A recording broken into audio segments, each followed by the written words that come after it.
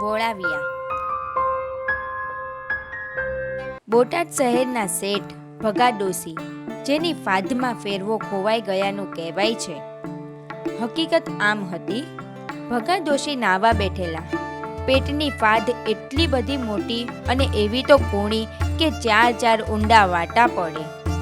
નાતા નાતા જેમ ફાધમાં હાથ ફેરવીને વાટા માયલો મેલ ધોવા ગયા, તેમ તો આંગળીમાંથી સોનાની ફેરવો ખેંચાઈને વાટામાં સલવાઈ રહ્યો.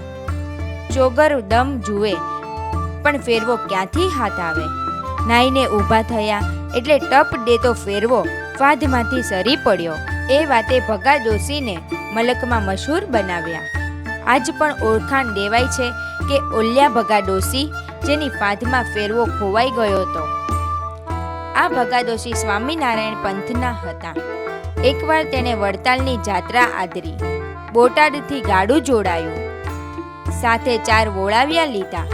એક નાથો ખાચર, એનો ભાઈ કાળો ખાચર ને બીજા 2 કાઠી જુવાનો, ભત્રીજો સાદુળ ખાચર અને ભાણેજ માલો. બપોર થયા ત્યાં બાવળા રજોડાનું પાદર આવ્યું. તળાવ ભરેલું દીઠું. આપો કાળો અને આપો નાથો સ્વામિનારાયણના સેવક હતા, એટલે એમને સ્નાન કરવાનું મન થઈ આવ્યું. ભગા ડોશી, ગાડા હાલવા દ્યો, ત્યાં હમણે અમે ઊભા ઊભા એક ખંખોળિયું ખાઈને તમને આંબી લઈએ છીએ, વાર નહીં લાગે. બહુ સારું કહીને શેઠે ગાડું વહેતું રાખ્યું અને અહીં 4 કાઠીઓએ ઘોડાને કાંઠે ઉભાડીને સ્નાન કર્યું. કાળા ખાચરે અને નાથા ખાચરે 2 માળાઓ પણ ફેરવી. અહીં ગાડાની સી ગતિ થઈ. બરાબર બાવળાની કાટ્યમાં ભગા શેઠ દાખલ થયા. ત્યાં કોળી ઠાકરડાનું જૂથ ફેટ્યું. સૂરજ મહારાજ ન કળાય એવી ગીચ ઝાડી. હથિયાર બંધ 25 કોળીઓ અને અડખે પડખે ઉજ્જળ વગડો. ભગા ડોશીને ઘેર ભગવાનની મહેર હતી. માયામાં મણા ન હતી અને વડતાલની પહેલી છેલ્લી વારની યાત્રા એટલે મંદિરમાં પધરાવવાનું ઘરેણું ગાંઠું પણ સારી પેઠે ભેળું બાંધેલું. એ બધુંય લૂંટી ખડિયા ભરી ઠાકરડાઓનું જૂથ ચાલ્યું ગયું. ત્યાં તો 4 કાઠીઓ દેખાયા. ભગા શેઠે મુનિમને ચેતવી દીધો કે ખબરદાર હો, હવે કાંઈ વાત કહેવાની નથી. થાવી હતી તે થઈ ગઈ. ભગા ડોશીએ તો પોતાના મોં ઉપર કંઈ ગળવા ન દીધું, પણ મુનિમની આંખમાં આંસુ આવી ગયા. એલા, કેમ મોઢું પડી ગયું છે? વહેમ ખાઈને નાથા ખાચરે પૂછ્યું. કાંઈ નહીં આપા, ભગા ડોશીએ કાઠીને ફોસલાવ્યો. અરે કાંઈ નહીં શું શેઠ, આ તમારા મોઢા ઉપર છાંટોય લોહી નથી રહ્યું. એલા ગાડા ખેડૂ, તોય મૂંગો કામ મરી રહ્યો છે? ગાડા ખેડૂએ વાત કરી. હે કાળમુખા, અટાણ સુધી જ સીધ જીભના લોચા વાળ્યા, અમારું મોત કરાવ્યું. ભગા શેઠ, હવે તો મોંમાંથી ફાટો કે એ દીકરા કેરી કોણ ઉતર્યા? આપા ઉગમણા ઉતરી ગયા છે, પણ હવે એ વાતનો બંધ વાળો. એ ઝાઝા જણ અને છેટું પણ હવે પડી ગયું છે. અરે રામ રામ ભજો શેઠ, બંધ શું વાળે? એટલું બોલીને કાળા ખાચરે પોતાની અગર નામની ઘોડીને ઉગમણી મરડી. પછવાડે તાજણ ઉપર નાથો ખાચર અને 2 કાઠી જુવાન. પલકારા ભેગા તો આગના ભડકા જેવા કાઠીઓ ઉગમણા ફાફણમાં ઉતરી ગયા.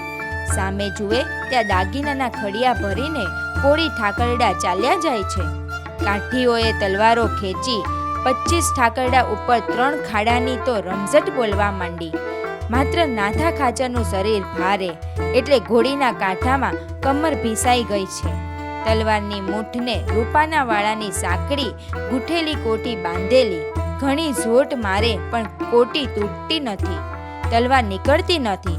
શરીર કાંઠામાં ભીસાણું છે એટલે કોટી છોડાય તેમ નથી. પણ 3 કાઠીઓએ કામ પતાવી લીધું. ખડિયા પછાડીને ઠાકરડા ભાગ્યા. પૂરેપૂરો માલ પાછો લઈને કાઠીઓ પાછા ગાળા ભેળા ગયા. 3 ગાંવ ગયા ત્યારે ખબર પડી કે અગરના તરિંગમાં તો બચ્ચી ખૂટી ગઈ છે અને લોહી ઉડતું આવે છે, તોય આછો ડાબો પડવા દેતી નથી.